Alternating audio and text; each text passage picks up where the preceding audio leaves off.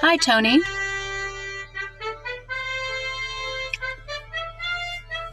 Hi, Alex. How are you? I'm good. I'm Do I know good. I'm you already, or finally, pardon? do I know you already? Well, we spoke on the phone. I'm from the Deconstructing Whiteness group Oh, that had the panel that you had offered to speak on, and then we decided it wasn't the uh, right avenue. right. But Yes. yeah, but I was curious to come to one of your Thursday things, and all of a sudden it was 12, and here I am. I found you. So Fantastic. yeah, Well, I'm glad you're here. So, I'm here. we we're a little bit early. I'm setting up to go live on Facebook, which sometimes takes something. So please, Okay. Well, take your time. I'm just here. thank you.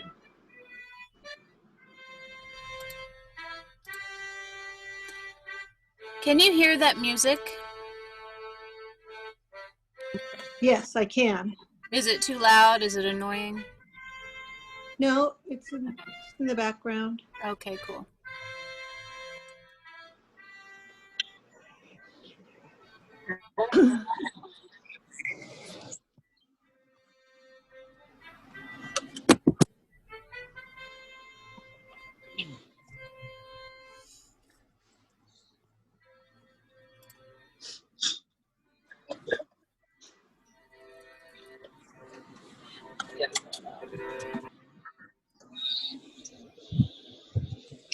Oh, cool. Okay.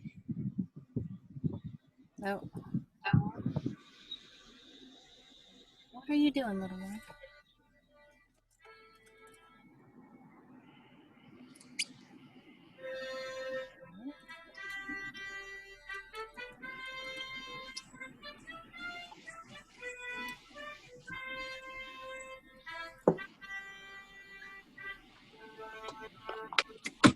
Okay.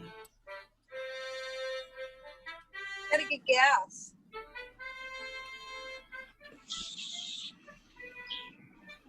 Should I go on mute? Yes. Oh, you're just.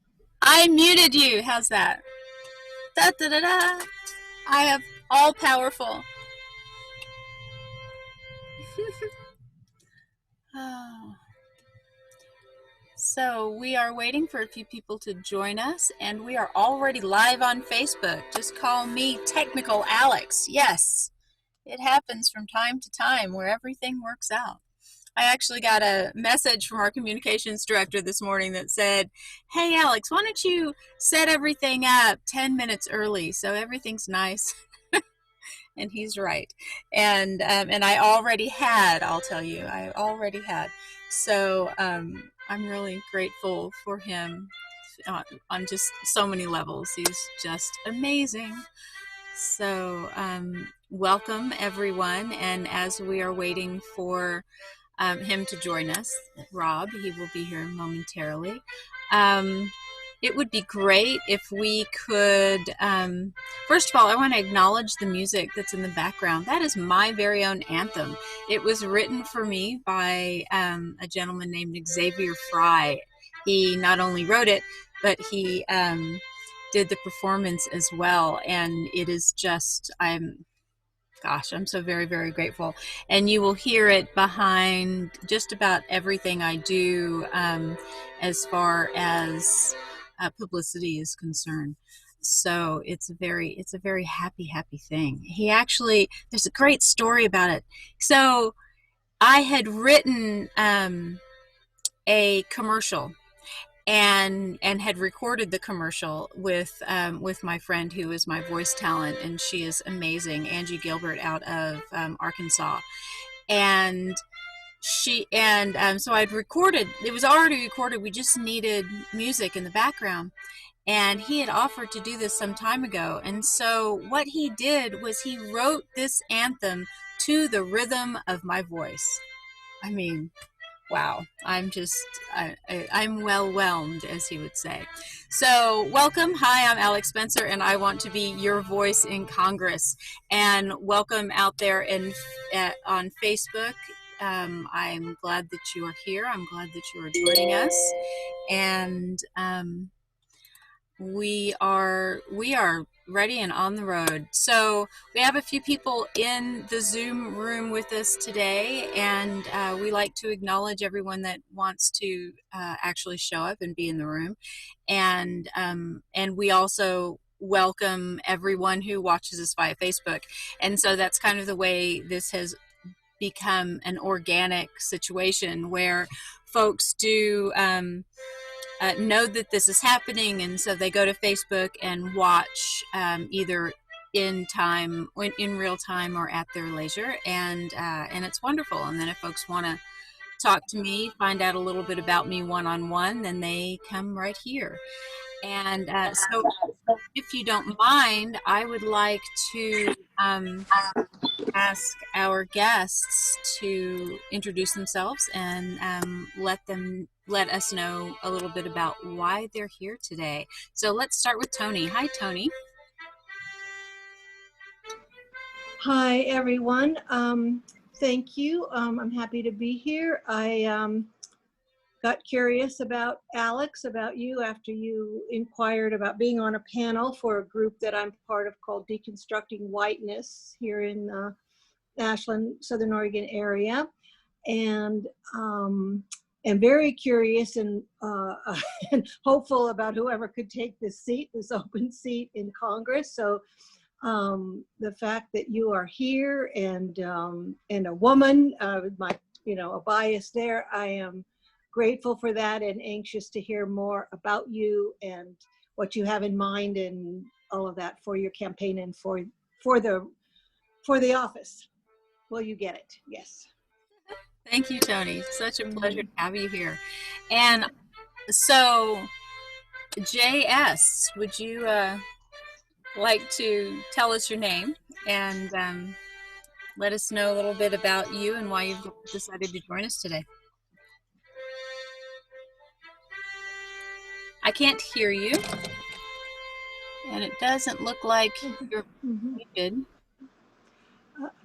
Alex, would it be possible to lower the music now that we're speaking? Absolutely. Or turn it off? I'm having a little difficulty. Thank you. Sure, absolutely.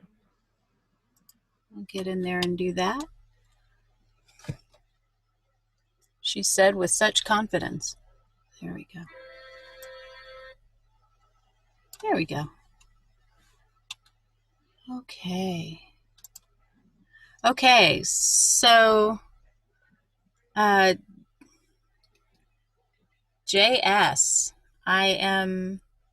we still can't hear you. I know you're trying. I want to learn to read lips, and yet I'm not there yet.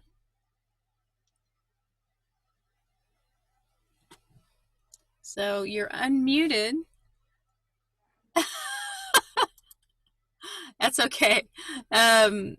If you look in the chat, he's saying, here we go. Can you hear me? I can hear you. Music is now distracting. Let me fix my speaker. Okay. I will just chime in when you're ready. Eric, would you mind letting us know a little bit about you and what brings you here today? Sure. Thank you. I'm actually a reporter. I work with Jefferson Public Radio in Ashland, and will be covering the race this November. So I just wanted to get a little bit more familiar. I don't have any specific questions, but I wanted to just get a little bit more familiar with some of the topics that are being discussed. Excellent. Thank you. I'm so glad you're here. Okay, then. If when you get your setup ready, then we'll go there. Let's go ahead and let Terry and Rob introduce themselves. Terry, are you in a position to do that right now? We've got... Yeah, yes, I am. Excellent. My name's Terry. I'm the general manager of the cheerleading department. I'm in the car. I'm in the car again. I'm sorry. I'll be listening via the beautiful Columbia Gorge. And I've been with Alex, I think, from a long time ago. And every day it just reaffirms why she's going to win this election. I am so grateful to Terry, and she is also taking on the mantle of our treasurer. So she is brilliant, and I have watched her. She is the manager for three different um, motels up around the gorge and in Portland, and to watch as she was able to deal with the coronavirus as it came to us, and as you know, there was no direction for hotels, and she took it upon herself to make everyone safe and to make sure that everything was cared for. And I have stayed in her motel since, and it is a brilliant operation, and I'm very, very grateful, not only to have her on my team, but to have her in the community, knowing that she's caring for folks. So thank you, Terry, so much. And Rob Howes, our communications director. Hey, Rob. Hey, hello everybody. I am Rob Howes, and Hello. how you guys doing? No. And I'm the communications Hello. guy, helping all the communications be fluent, making sure that we are getting the right message out, and that we're talking to the right people, and we're having the right conversations. And I'm excited to just be a part of something like this, mainly because of what Alex stands for. You know, there's a lot of things that need to be done in our society and in our communities, and it starts with who we put in office. And for the first time in a long time, we have an opportunity to put some real people in office, and I get to be a part of supporting that. So I feel blessed. So I'm thankful. And I'm walking. That's why I have my camera off, so you guys don't get seasick, or we call it motion sick. Thank you, Rob. Thank you so very, very much. Rob came on the campaign originally as a me for me. So I'm a performance coach, and I needed a performance coach, as everyone who performs does. And so he has been, you know, his knowledge and expertise has expanded. It has expanded our campaign, has expanded our presence in in the world. He's just amazing. I'm so very, very grateful. So your audio is now working. Would you like to speak? And now you've muted yourself. I did it. Sorry. Can you hear me now? Yes. Thank you so much. Wonderful. Yeah, there's about 3 different or 4 different speakers in my whole setup. And anyway, technology is technology. My name is Jerry. My full name is Jerome Wujek, but I go by Jerry. My wife and I just retired about 3 months ago. We moved to Ashland. There's a long story there, but we're very happy to be here. And I'm starting to learn a little bit about the politics of Oregon. And certainly, I'm very motivated to be supporting Joe Biden, Kamala Harris, and I realize that the local politics is critical. That's where it all starts, I think. And getting out the vote, I think, is very important. I want to help Alex. I like what I've seen so far. You know, the question in your video yesterday about what's your platform, you know, and then listen, that rang, you know, true with me. So what little I can do from here, I'd like to do in getting out the vote, starting with Alex. And I hope that there's a byproduct of getting the vote out for Joe and Kamala too, because we need the change to move in a better direction than what we've been doing. Thank you so much. I really appreciate you being here and you saying those things. Yes, it is. I did another speech. I'm so grateful to be able to do speeches again. We have found ways to be safe and be in public and really be able to keep everyone safe. And so I can be on a stage and I can speak, and that's where I live. And I'm just so very, very grateful that I'm able to do that. And he's referring to the speech that I gave when I was up in Wasco County last week. And it's actually Terry had said to me, she said, you know, I've realized that if I talk to someone who I know won't agree with me, the way to engage them and is to say, hey, what's your platform? And then have them do the talking and then meet them where they live. Because as I say over and over and over again, we aren't that far apart. We're very, very close together. We just need that little bit of communication to show us how close we are. And we have a button now inspired by Terry, actually, and it says GOP, let's talk. And it's just wonderful. So if you are of the ilk to be that kind of strong, to actually go to folks that disagree, or that you feel like are going to disagree with your thoughts and feelings, please just send me an email and I'll send you a button. That'd be awesome. So anyway, that's wonderful. And then something that happened, this last speech that I gave was in Klamath Falls for the Black Lives Matter. They have an ongoing peaceful protest. They're doing it every single night. And in Klamath Falls, where it is known to be ultra conservative, I will say this: as I led the Women's March there for 3 years running, I was delighted and supported by the community in such a way that over 3 years' time, we had exactly 3 protesters. And so I'm very, very grateful to Klamath Falls and the community there for being that kind of strong, even in the face of things that they don't understand or don't agree with. They still allowed us to speak, and I'm so very, very grateful for that.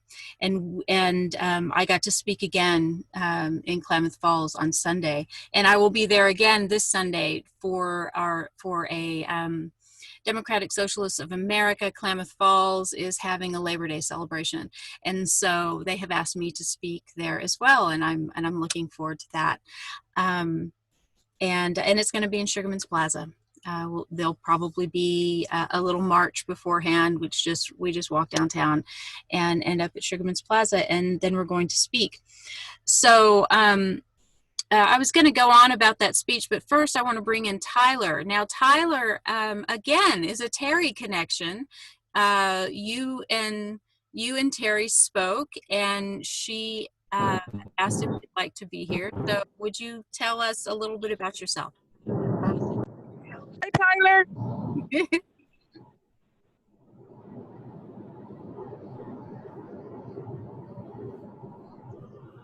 Tyler, is that you? Is that your wind that we hear? Might be my wind. It might be. I'm trying. Mute me. I'm driving. Mute me, honey. Gotcha. You are muted. Okay, Tyler, we will respect your choice not to speak, and if you decide to, please just chime on in. So, okay, so I think the way I'd like to start, and Rob and I have talked about what we want to talked about what we want to talk about within this meeting today, but I would really like to start with questions if y'all have any, and then go from there.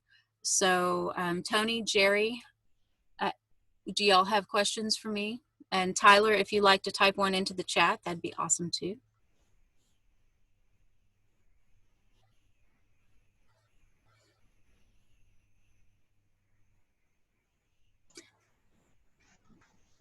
And so, Well, actually, I'm a little bit curious about who your opponent is. my opponent is Mr. Bentz. He is a Republican out of Ontario, and we also have a Libertarian running. Now on Ballotpedia, it says that there's an independent, and they are not registered with the Secretary of State. So I don't know if this independent is wanting to run as a write-in candidate. I don't understand that. And there is a Libertarian registered with the Secretary of State as well. And I really know very little about him. He does basically say, yes, I'm a libertarian, and this is what that means. You know, basically gives a description of what a libertarian is, and so that's an interesting addition to the field. Mr. Bentz he was in both the Oregon State Senate and in the Oregon State House. He was appointed to both positions. So every time he has been in an election, it has been as an incumbent. So he's never run for an open seat before. And I think that that levels the playing field quite a lot. And I find it incredibly interesting. And also, he is running on the fact that he was one of the people that led the walkout in Oregon. And I am, I'm distressed that that's a selling point, that people want to support someone who chose, instead of doing their job, to leave their job and leave the state, in fact. And then lead others to lead the state. That, for me, leadership is staying in the room and doing the hard work of communication. So, and that's who I am and what I do. So, okay. Anything else? I have a question. Yes. Hi. As people often ask, this is what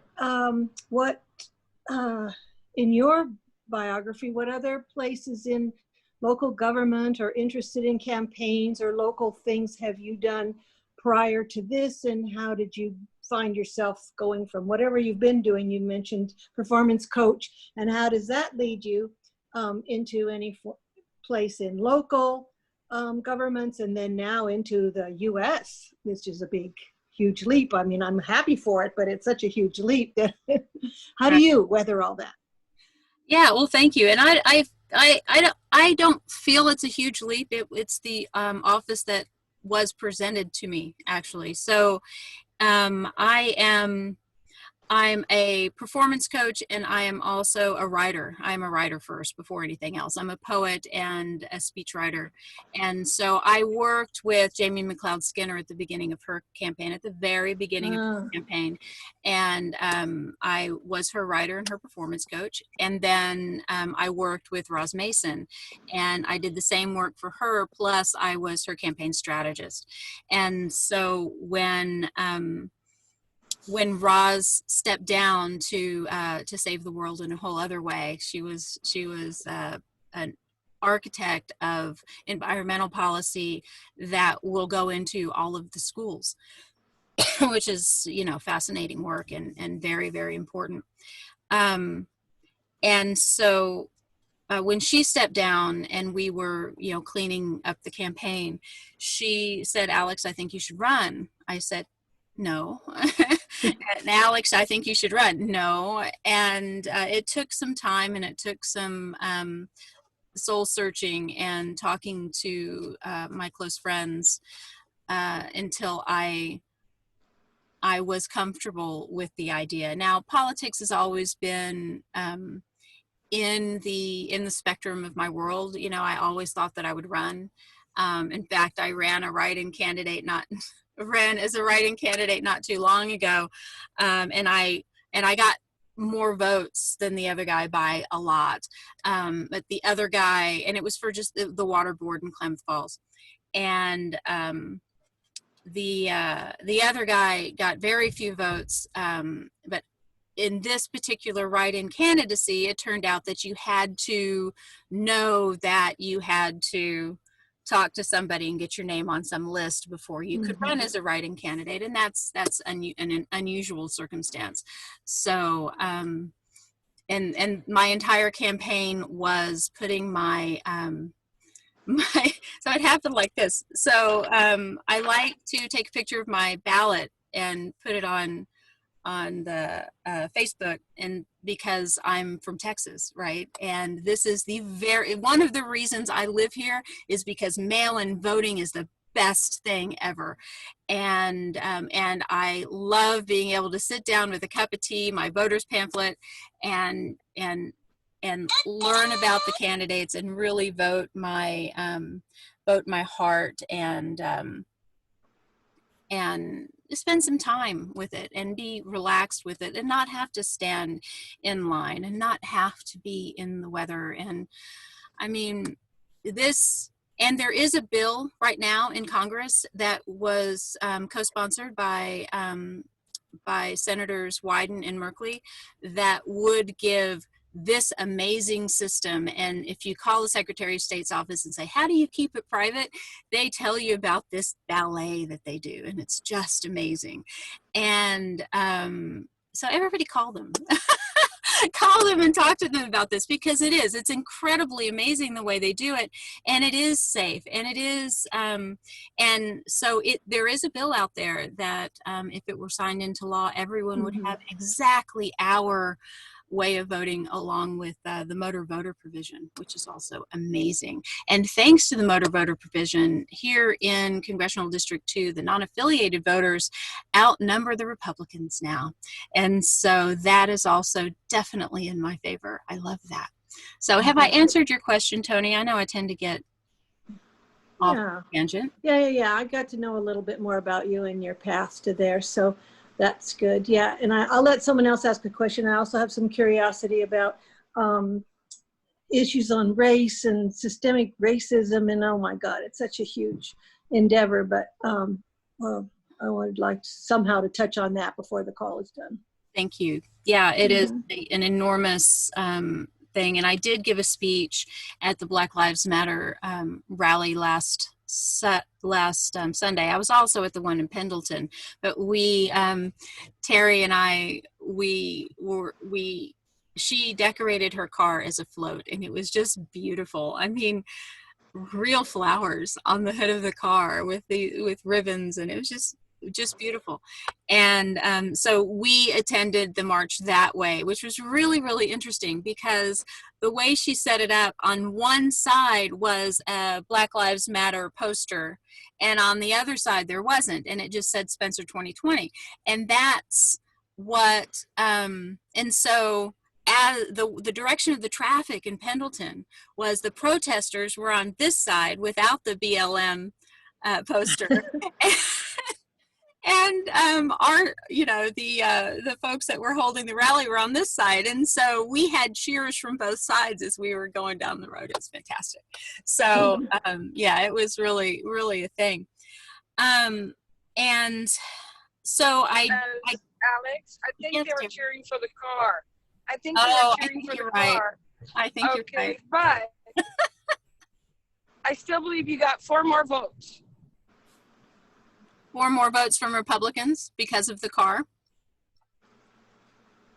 Excellent. It's a very cool car. So, so I have written a speech, and I have delivered a speech on Black Lives Matter and how important it is that we bring everyone together. And this is actually a good segue. In fact, that speech, the videotape of that speech, is being edited as we speak, and Mr. Howes will have it up on the website as well as on Facebook very shortly. And I'll go ahead and say this: a lot of people have begged me, put your policies on the website. So I am in the process of doing exactly that. So if you go to our issues page, it just is one right now. It's just one long read of policies, and then we will break that down into subsections as well if you prefer searching for a subsection, but it'll always be that too. We've decided to keep them both. And that will give, and that's where you find the policy.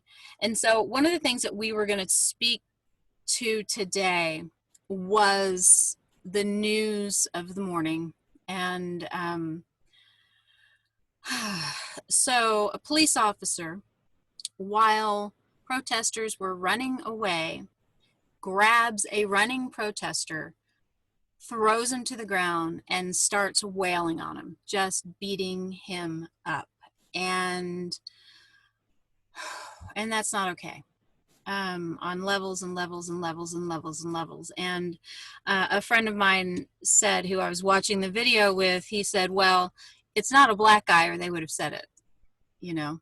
So the indiscriminate beating of protesters is not the way um, our police force needs to happen. So it's really time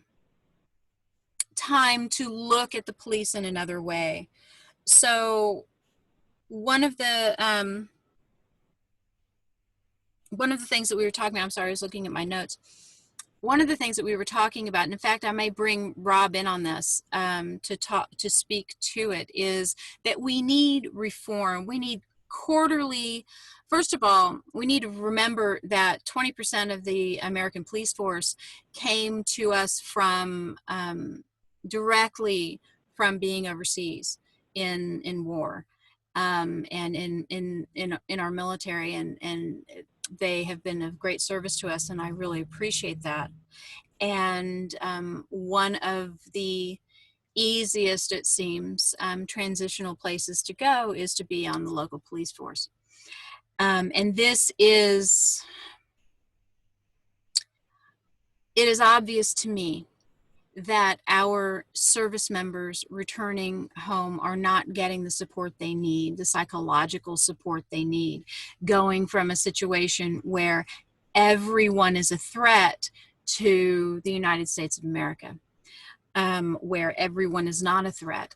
And yet there's also that parallel existence of everyone could have a gun. So and therefore everyone is a threat, right? And that's where the concealed carry laws are problematic at best, right? Is because now, since, I mean, maybe we need a sticker on the side of the window. You know, you have to have a sticker if you have a concealed carry. You know, if you have a concealed weapon, it needs to say that you have a concealed weapon, so that the police officer knows that going in.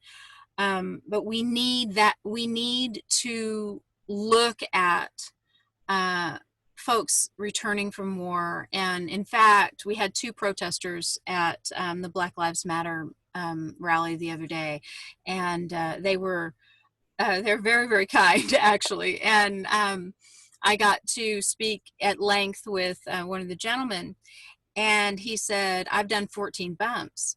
And I'm like, okay, I don't know what that means. And he said, you're right, you don't know what that means. And I said, yes, and I want to be your voice, and the only way I can be your voice is to understand everything, or understand what's important to you. 14 bumps means he was deployed 14 times when he was in the military. And that's abuse. That is abuse. It's an abusive situation to send someone over again and again and again. Their willingness to do so doesn't make it okay. And this gentleman had a bloody hand because he had knocked someone out earlier in the day, and I don't know, knocked someone out, hit someone, and he was very, very, very, very, very drunk.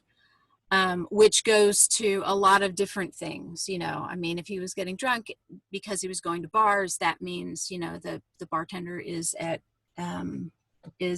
has a percentage of fault there. And yet I feel for this man. I feel for what he has gone through, what he has done for us through his service, how supportive he has been to us, to the American public. And it is time that we make sure that our returning vets are cared for. And if they say they're okay and they've done 14 bumps, they still need psychological care. I think making it mandatory, returning from a deployment is something that needs to be mandated. I mean, come on, you know, if you want these folks to reintegrate into our society, then they need support. They need psychological support because they're going from a place of being a target, having everyone around them be dangerous, right? Be thought of as dangerous. And then they have to go and be on the streets. And it's hard to make that transition without psychological support. So, so I'm an advocate. I'm a huge advocate of that. Of course, I think everyone should have somebody to talk to at least once a month. You know, somebody that doesn't know anybody that you care about. You know, somebody completely Imperative. outside of You it. have to be able to make that mental dump. If you don't let it out, then it just builds up. And the Absolutely. end. Absolutely. So yeah, you're right. Yeah. I mean, So, having yeah, those things. thank you for chiming in. So, Rob and I were talking about the changes that we'd like to see in the police department. And I'm going to let him outline that for you about a quarterly review on many different subjects. So, Rob, can you take that for me? Absolutely. And you know, it's kind of like what we've been already speaking about in regards to having that support. I think that our police force they need support, and their support is training segmented, and having quarterly checks. Emotional intelligence is a word that has come up, and over the last 5 years, books have come out, and all of a sudden it's become important. Emotional intelligence is the most important. Excuse me for the noise. It's the most important because it's your ability to self-regulate, and your ability to self-regulate when you have a weapon and people's lives in your hands, I think, is imperative. So having these quarterly emotional intelligence trainings, what it would do is it would allow for people to experience things, to grow their mindset, grow and deepen their perspective. It would also help them make better choices. And making this quarterly, it would then become important. And those who didn't want to comply wouldn't be on the force. And so by creating certain standards, we allow for what we want to see happen in society happen. And so having those quarterly checks, but how about also intensifying our diversity by quarterly making sure that every police force, and this eventually should be the model for every company, organization, community, program, always look to diversify everyone, because what happens is you don't know what you don't know. And the more exposure we get to each other, the more we get to know each other. And this is how we really create that unity. If you think about unity, it's inside of a community. But this is what we are. So now we just got to focus on unifying, and now we can walk out what we already are. So I know that was a little bit of poetry, clouds, and dirt, but the reality is it will work. Yes.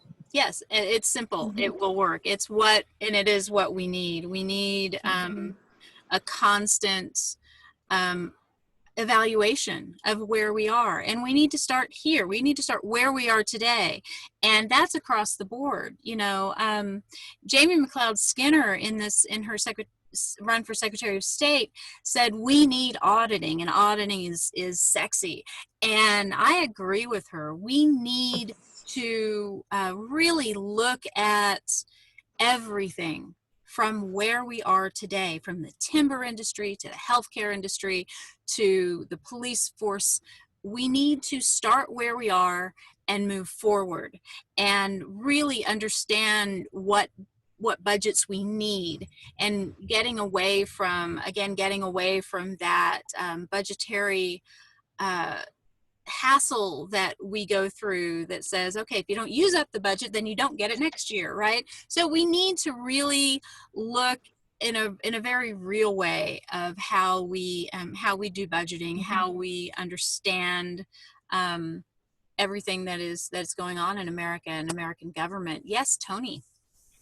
And it's totally my bent as well about retraining and needing places to talk and emotional intelligence woven into all of this. It's totally where I'm from and how I live. And I'm now curious, in starting, you start at a local level, or you start with police academies that need to change, training centers. And how does somebody who's at the national level, like you would be as this congressperson, is it like, do you advocate for a national police academy, or so there's so many states that how are, and so what could happen in the role you'll have to help implement that, either at the state level or the local level, or how does it work on the national level? I scratch my head, but Right. Maybe that's what you'll be a part of starting. Yeah. Yeah. Well, what we look at on the national level is, so every representative comes from state, and we as the representatives of the state bring forth issues that would benefit our state. Now, when those bills get passed, they can be mimicked throughout America. So when we're looking at something like the KBRA, for example, which is the Klamath Basin Restoration Act, it was about water, and it was about dam removal. And for 10 years, folks got together and everybody gave something. The farmers, the ranchers, the indigenous folks, and the government. Everybody gave something. Everybody got something in return.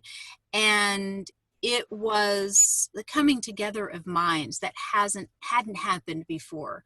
And 10 years in the work for this bill. And then Mr. Walden put it in a drawer. Never came to a vote.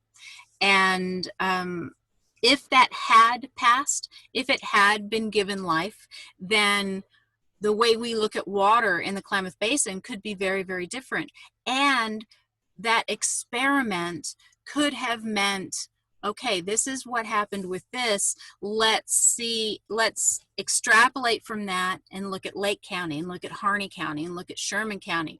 And then folks in Texas could look at it as well, and how can we adopt this for us? So water is so incredibly important, and it is the major environmental issue that plagues us today. And it needs to be addressed, and to ignore it the way Mr. Walden has, and then to support Mr. Walden the way Mr. Bentz has, it should give everyone pause. Mm-hmm. So you're saying something about policing could be like that? Absolutely. So something could pass Congress that would be specific to Oregon policing model or something like that. Yeah. And then it could go. I understand it. Yes. Then it could be mimicked in other areas. And you look at this, we see this a lot in court cases. So one municipality in Florida, for example, passes legislation about abortion, right? And then if that passes, then everybody jumps on that abortion bandwagon because there's such a vehemence against women's rights in America right now. And so we need to really look at all of the issues and make sure we care for everybody, and make sure we take the profit out of people's suffering wherever we see it. And unfortunately, that segues into the Postal Service, because there is an article out today in, I want to say, it's in the Times. And it looks like, when you read this article, it looks like the plan is to privatize the Postal Service. And if you just extrapolate a little bit and look at this, we have to fund the retirement accounts of the Postal Service for 75 years in advance, which no other company on the planet has to do. We can see how that could lead to, more privatization, and that the guy who's now the Postmaster General used to work for a company that has made millions and millions and millions and millions and millions and millions and millions of dollars more just since he has changed the post office, and he has a stake. He has a very large stake in this company. So it's yeah, it's a scary situation, and that's what I was going to say about the speech that I gave for Black Lives. The way I opened that up was one of our family, Hunter Hauk, his grandmother passed of COVID-19 the other day, and so we we're greatly saddened, and it's an incredibly difficult time, and we our hearts go out to Hunter and his family. And 180,000 people have died of COVID-19. And all of the research shows that if we had had an executive who was engaged and who listened to the healthcare professionals and understood what was going on, then we would have stopped the deaths at 40,000. So 140,000 people have died, including our own Hunter's grandmother. And it is just exactly the same thing as if Mr. Trump had walked up to her, put a gun to her temple, and shot.